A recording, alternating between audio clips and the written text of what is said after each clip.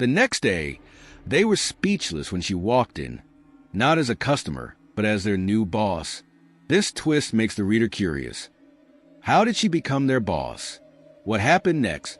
But what the staff didn't know was that Maya wasn't just any ordinary customer. The very next day, she returned, not to buy a car, but to buy the entire dealership. This dramatic twist compels the audience to stay and discover. Why did she do it? What happened after that shocking twist? Before we dive deeper into this gripping story, if you haven't subscribed to our channel, Epic Story Moments, yet now is the perfect time. Hit the bell icon so you never miss an update and be the first to hear our incredible new stories. Don't forget to like, share, and comment to support more heartwarming tales like this. Let us know in the comments where you're watching from. We love hearing from you. On a bright Monday morning in Savannah, Georgia, Maya Thompson adjusted the brim of her vintage straw hat and smoothed her navy blue blazer. The sun's golden rays reflected off the glass facade of an upscale luxury car dealership, casting long shadows on the pristine pavement. Stepping out of her well-maintained hybrid car, she took a deep breath. Today was the day she had been dreaming about. A day that symbolized her decades of hard work, perseverance, and quiet triumph. Maya had her sights set on a sleek pearl-white luxury SUV, a vehicle she'd admired for months. It wasn't just a car. It was a symbol of her journey, a reward for the sacrifices she'd made. But as she stepped into the air-conditioned showroom, a chill ran through her. Not from the temperature, but from the sudden halt of conversations and the weight of scrutinizing eyes. Her appearance was both simple and refined. The tailored blazer and polished shoes spoke of understated elegance, while her worn leather handbag told a story of practicality and longevity. Yet, it wasn't her attire that drew the most attention. Her warm brown skin and salt and pepper curls seemed to spark silent judgments and assumptions.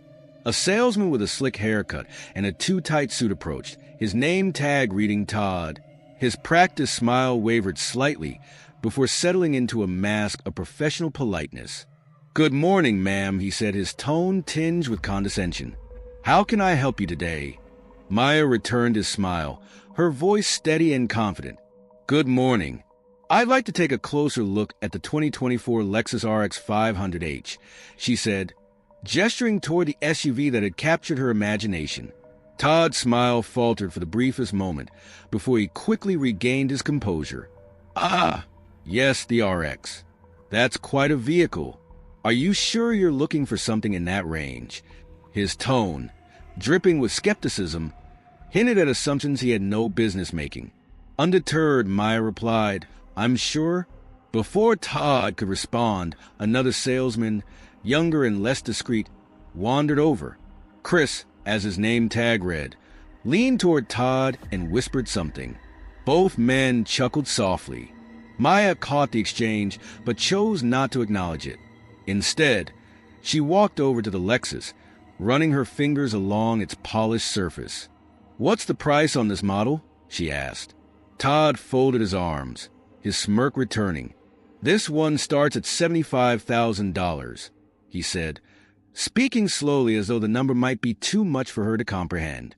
Maya nodded thoughtfully, her gaze never leaving the SUV. "Is this one fully loaded?" Todd shrugged, his tone dismissive. "Oh, it's got all the bells and whistles, but we also have some excellent pre-owned models. They're more approachable," Chris snickered audibly, and from across the room, another voice chimed in. "Maybe she's just here for a test drive. Gotta live the dream somehow." Laughter rippled through the showroom, soft, yet sharp enough to pierce Maya's calm exterior. Without a word, she thanked Todd and walked out, her head held high. She paused by her car, casting one last glance at the building. Adjusting her hat, she slid into the driver's seat, her heart pounding, not with anger, but with determination. Maya Thompson was no ordinary woman in her mid-50s. Born and raised near Charleston, South Carolina, she had grown up during a time when opportunities for black women were scarce. Her parents, both school teachers, had instilled in her a fierce work ethic and an unshakable sense of pride. Maya spent 3 decades climbing the corporate ladder in the finance industry, often as the only woman of color in the room. Through meticulous planning and strategic investments, she built a fortune that allowed her to retire early. But retirement didn't mean slowing down. She dedicated her time to mentoring young women of color, guiding them through challenges she knew all too well. For Maya, the SUV represented more than luxury. It was a milestone, a testament to her resilience and hard-earned success. Yet, her experience at the dealership was a stark reminder of the biases that still lingered. That evening, Maya sat at her dining table, a steaming cup of green tea beside her. As she reviewed her financial records, her eyes lingered on a listing she had seen months ago. The very dealership she had visited was up for sale. At the time, it had seemed uninteresting, but now the idea felt almost poetic. With quiet resolve, she picked up her phone and dialed her financial advisor. The next morning, the dealership buzzed with its usual energy. Salespeople gathered around the coffee station, their laughter mingling with the hum of distant engines and the chatter of customers. Todd, energized by his audience, leaned against the counter, stirring his coffee with an exaggerated flourish. "Did you see her yesterday?" he began, his voice dripping with derision. "I mean, come on. She probably doesn't make that much in a year." Chris, standing nearby, smirked. "You're too nice, Todd. If it were me, I'd have sent her straight to the used car lot down the street." Their laughter was loud, unapologetic, the kind that assumes its target would never hear it. But Maya Thompson was not the kind of woman who let such moments go unnoticed or unaddressed. By noon, while Todd and Chris relished their smug retelling, Maya was seated in a polished conference room on the top floor of a downtown office building. Across from her sat the dealership's owner, his pen poised over the final pages of a contract. The room was quiet except for the faint scratching of ink against paper and the occasional rustle of documents. When the meeting concluded, Maya stood, her face calm but her eyes gleaming with quiet triumph. She didn't just walk out with the keys to a car that day. She walked out as the owner of the entire dealership. That afternoon, Maya returned to the showroom, her steps steady and deliberate. This time, she didn't pause to admire the cars or glance at the polished displays.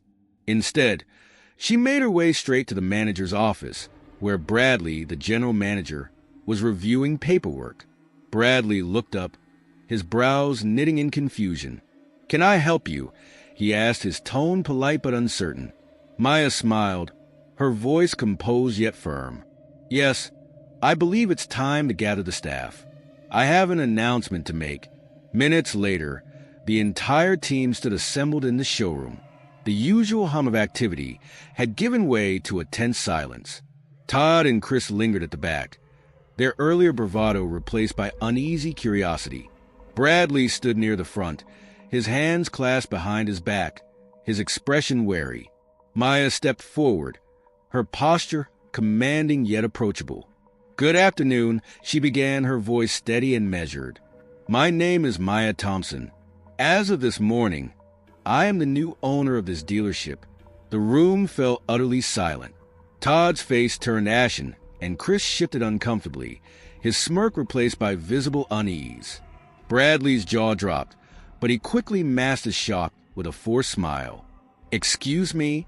Bradley managed, his voice barely above a whisper. Maya nodded, her expression unwavering. "That's correct. The deal was finalized a few hours ago. I wanted to take this opportunity to introduce myself and share the changes we'll be implementing." She paused, allowing her words to settle over the room. "Yesterday, I came in as a customer," she continued, her tone growing sharper but remaining calm.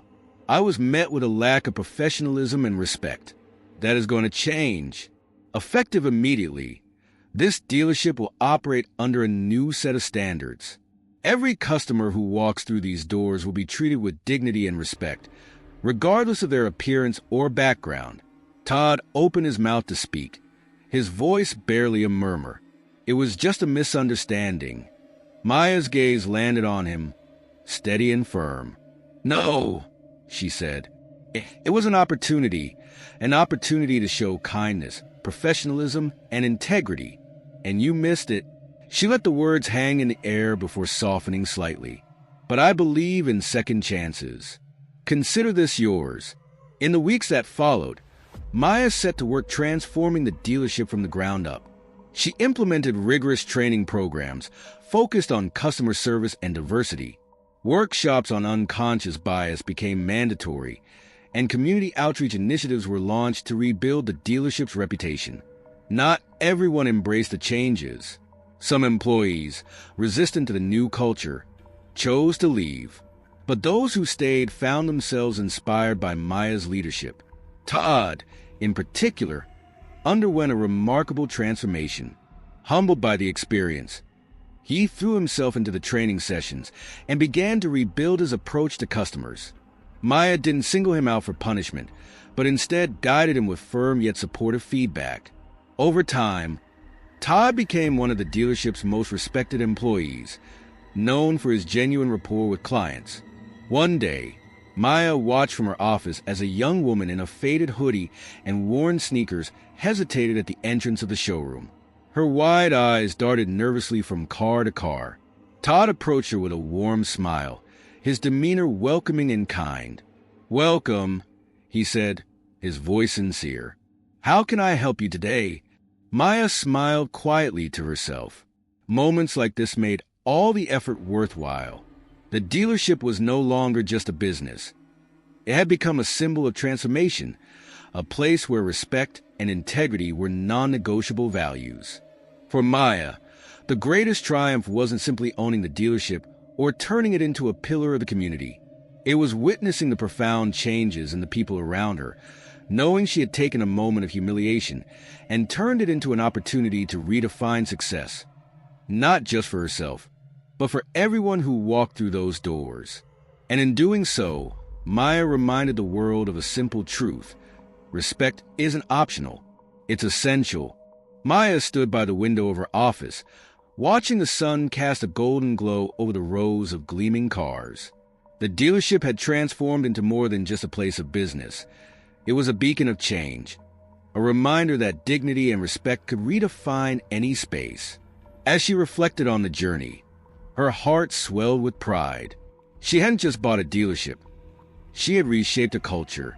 Every employee who embraced the new standards, every customer who left with a smile, was a testament to the power of leadership rooted in empathy and accountability. But Maya knew this was only the beginning. Change doesn't stop with one dealership, she thought. It starts here, but it can ripple outward, creating a better world for everyone. Now, she turned her attention to you, the reader. Every day, we encounter opportunities to lead with kindness, to challenge the status quo, and to demand better, not just in our workplaces, but in our communities and personal lives. What will you do with your opportunity? Join the conversation and share this story to inspire others. Let's redefine success together, one act of respect at a time.